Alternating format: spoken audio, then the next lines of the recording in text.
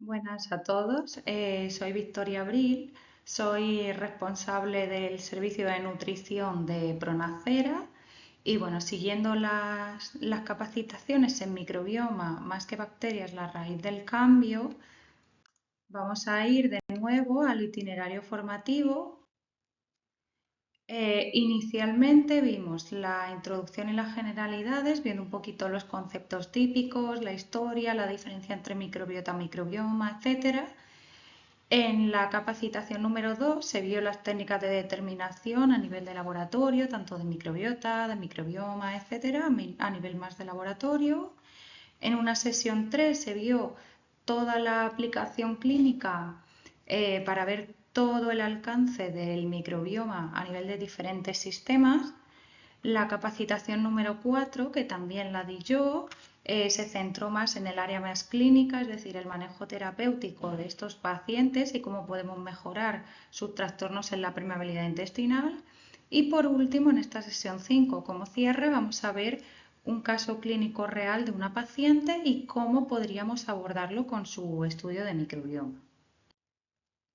Pues bien, yéndonos hacia la sesión 5, es decir, hacia el caso clínico, el caso que os traigo es una paciente mujer de unos 50 años aproximadamente, creo que exactamente tenía 72, y esta paciente acude a consulta y tras hacer la historia clínica vemos de forma resumida esta sintomatología.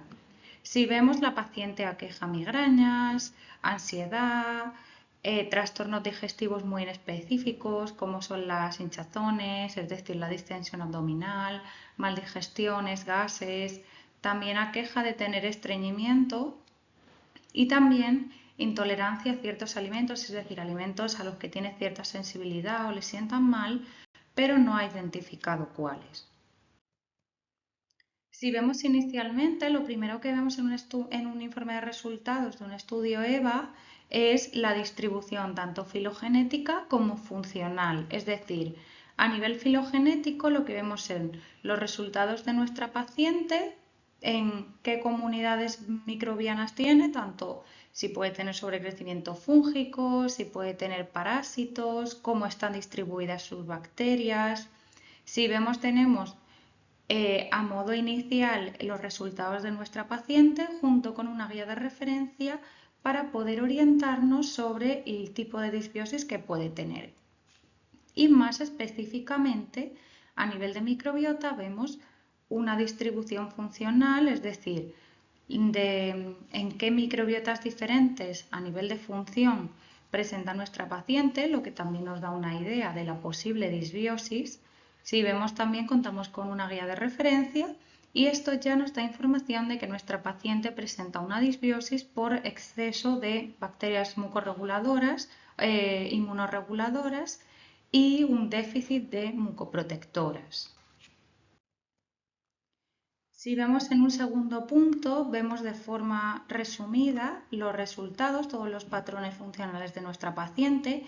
Aquí podemos ver inicialmente, no nos vamos a detener mucho, ya que toda esta información la vamos a ir desglosando en todo su estudio, pero bueno, podemos ver si nuestro paciente presenta inflamación y el por qué, si presenta parasitosis, que también la vamos a ir viendo, si presenta SIBO o IMO o LIBO, si IFO, es decir, los distintos sobrecrecimientos, si nuestra paciente presenta permeabilidad intestinal y por qué, ya que vemos aquí, por ejemplo, acumulación de amina biógena, si tiene sensibilidad alimentaria, que ya nos lo había comentado durante la primera consulta, toda la parte de neurobiología, todos los neurotransmisores y diferentes metabolitos, cómo alteran la función cognitiva, la detoxificación, si puede haber metales pesados o algún tipo de acumulación de ácidos biliares, y la inmunología. Si vamos a esta primera parte, sería la parte inicial de nuestro estudio, podemos ver ya de inicio, como vimos en la distribución funcional, cómo están los diferentes grupos funcionales de microbiotas, es decir, la mucoprotectora ya nos indica que tenemos una deficiencia de mucoprotectoras, tenemos además un casi exceso de proteolíticas, aunque esté en el límite cuando desglosemos vamos a ver que no, ya que tenemos un exceso de proteolíticas y también tenemos un exceso de reguladoras. Por ejemplo, vemos aquí los diferentes ratios. Importante tener en cuenta que no todas las alteraciones van a tener las mismas implicaciones, ni la misma importancia, ni la misma prioridad. Nosotros aquí a grandes rasgos podemos ver muchos marcadores alterados, pero no todos ellos van a ser clínicamente significativos, ni nuestro objetivo terapéutico va a ser restablecer todos. Únicamente nos vamos a centrar en los que tengan significancia clínica y se correlacionen con la sintomatología de nuestra paciente. Por ejemplo, en este sentido, es muy importante esta bacteria que se denomina Akkermansia mucinifila. Esta bacteria va a ser muy importante ya que es la principal bacteria productora de moco, es decir, de la mucosa protectora a nivel del intestino. Es la que se encarga de producir la mucina, que reviste las células caliciformes. Por tanto, una reducción de esta bacteria va a implicar que tenemos una mucosa, una barrera de protección dañada y adelgazada. Por tanto, va a ser fundamental incrementar los niveles de esta bacteria. Por otro lado, en las bacterias inmunorreguladoras podemos ver también que tenemos deficiencia de Lactobacillus y Bifidobacterium, que van a ser también bacterias muy importantes para la salud digestiva.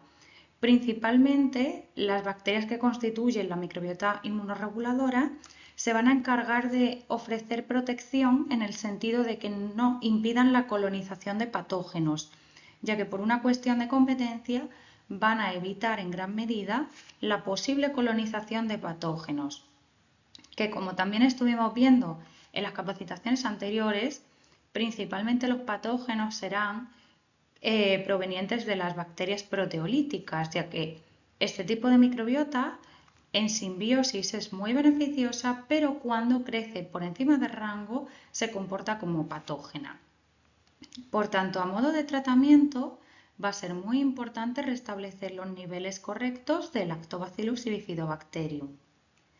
Además, si vamos a las bacterias proteolíticas, vemos que inicialmente, aparentemente, podríamos pensar que están todas en rango, pero realmente al hacer un análisis detallado, lo que vemos es que están prácticamente muchas de ellas en el límite, como por ejemplo las enterobacterias, la Escherichia coli, Helicobacter, Clostridium, es decir, tenemos muchas de estas bacterias que están en rango y o bien ya están generando metabolitos tóxicos o si no tratamos esta situación a tiempo, acabarán saliendo de rango. Por tanto, va a ser fundamental reducir sus niveles. ¿Y cómo podemos reducirlo?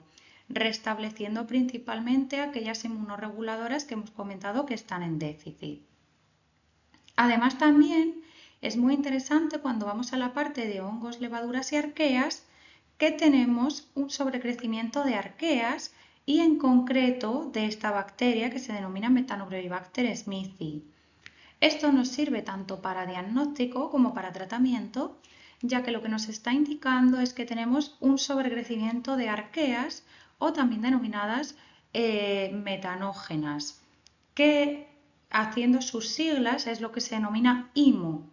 Por eso nuestra paciente, además, al conocer su clínica, sabemos que la clínica típica del IMO son hinchazones, maldigestión, etcétera, pero se acompaña de estreñimiento. Si fuera en este caso, por ejemplo, aumento de bacterias y colonizan el intestino delgado, es lo que se denominaría SIBO, que es un término más frecuente, pero cuando lo que tenemos es una colonización de metanógenas y en este caso en lugar de producir hidrógeno se produce metano, también tenemos esa clínica de gases e hinchazones, pero cursa con estreñimiento en lugar de con diarrea, lo que también tiene sentido ya que nuestra paciente viene con esta sintomatología.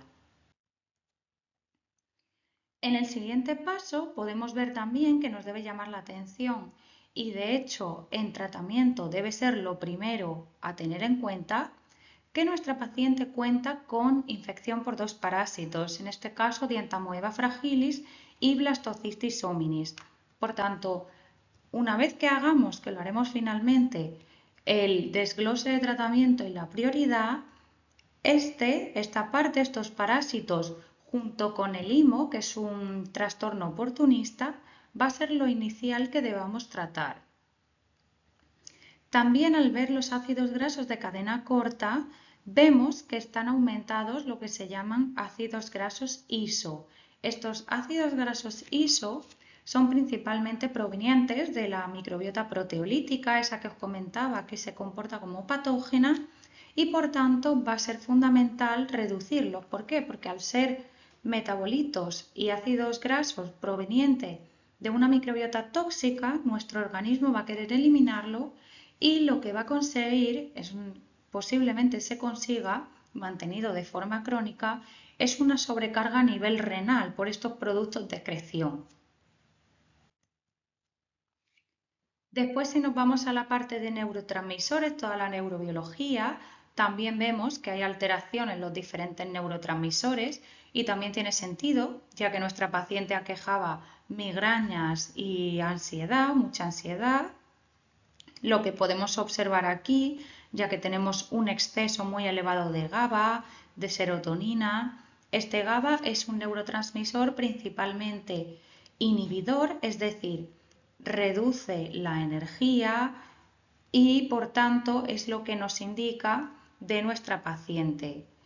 También podemos ver aquí que hay una reducción muy importante de glutamina, que también sabemos que va a ser fundamental para mantener la salud intestinal, y además también el ácido glutámico, que va en equilibrio con el GABA, vemos que hay una alteración en este equilibrio, lo que también explica esta alteración a nivel neurológico, ya que, como también hemos visto a lo largo de estas capacitaciones, por medio del eje intestino-cerebro, todos esos metabolitos y neurotransmisores, todos esos productos que se generan a nivel de nuestro microbioma intestinal, van a tener una conexión y van a tener implicaciones a nivel neurológico.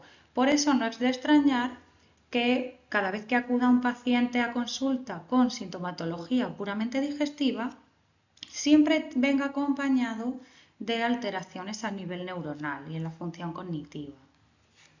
También vemos marcadores de digestión alterados como la alfa y beta glucosidasa, lo que también nos explica esa sensibilidad que nuestra paciente aqueja a ciertos alimentos.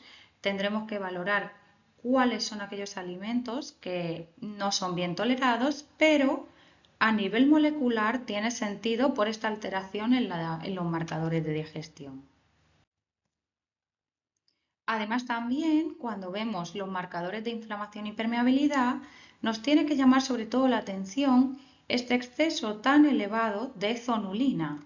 También, si recordamos, la zonulina era esa proteína que era el marcador de la permeabilidad intestinal, aquel que indicaba que las uniones estrechas de los enterocitos están abiertas, esas proteínas que son proteínas de uniones estrechas. Por tanto, nos está indicando, junto con la alfa-1 antitripsina, que también es un marcador de permeabilidad, pero principalmente la zonulina, nos está indicando a grandes rasgos que nuestra paciente tiene ese síndrome de permeabilidad intestinal o leaky gut. Por tanto, tiene una posible entrada de continuos patógenos, lo que debemos mejorar, además también sumado a esa deficiencia de glutamina. Por tanto, su salud intestinal está muy reducida y es algo que debemos tener en cuenta a la hora del tratamiento. Y posteriormente, en la parte de nutrientes, también vemos que hay alteraciones en ciertos nutrientes. Por ejemplo, tenemos una deficiencia importante de selenio, lo que también tiene sentido, ya que el selenio es muy importante a nivel del sistema inmunitario y obviamente nuestra paciente, a consecuencia de esta permeabilidad, está teniendo una inflamación y un sistema inmunitario muy desregulado. Además tenemos un exceso de silicio, que es un nutriente que está muy involucrado en el estrés oxidativo, por lo que no es extraño que tengamos una sobreexposición a este silicio, porque seguramente tenga también mucho problema en estrés oxidativo y en radicales libres. Pero además, sobre todo, nos llama la atención el encontrar metales tóxicos como el mercurio, es decir, tenemos un exceso de exposición a ciertos metales pesados como en este caso el mercurio. Por tanto, una vez que tenemos toda esta interpretación, ¿cómo podríamos hacer la terapéutica? ¿En qué orden? Ya que tenemos muchos valores diferentes. Inicialmente, como también comenté en la capacitación número 4, tenemos que eliminar todos aquellos estresores, aquello que nos aumente esa disbiosis, como por ejemplo este mercurio o aquellos oportunistas como pueden ser los dos parásitos o el IMO que hemos comentado. Y una vez hayamos retirado todo aquello que continúa generando esta disbiosis intestinal, comenzaremos a repoblar, por ejemplo, la parte del Lactobacillus y Bifidobacterium o la microbiota mucoprotectora. Y eso sería todo el informe con todas las recomendaciones en cuanto a tratamiento. Además de ello, el informe incluye diferentes terapias y diferentes fármacos a tener en cuenta de forma más detallada para el tratamiento.